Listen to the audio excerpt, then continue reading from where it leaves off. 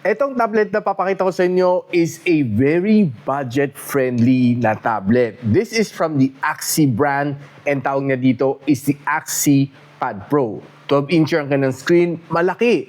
And it comes together with a free keyboard.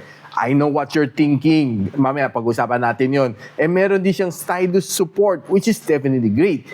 And best of all, naka-sale siya. No? Introductory price niya, 7,999.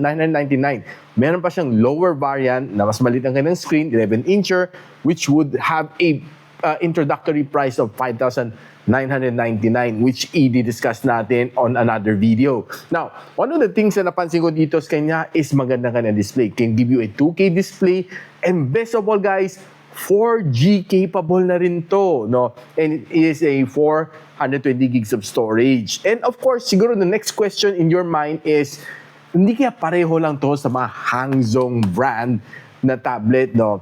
Here in this video and in this channel, hindi tayo nagpo-promote ng mga fake na tablet or mga pang-scam, no?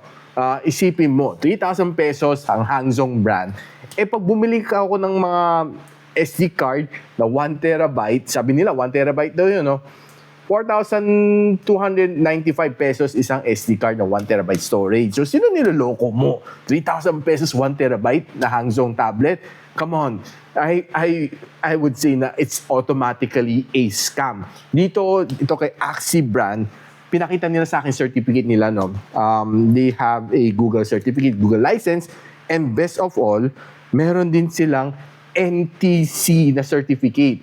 And nakakuha na rin sila ng authentic na badge sa TikTok shop. Now, I think those are more than enough proof. And makita nyo on my full review pretty soon, papakita ko itong mga documents na sinasabi ko sa inyo na talagang legit itong Axi brand na tablet. So, abang-abangan ninyo guys, no? And I would say na yung introductory price is definitely very, very, very, very sulit.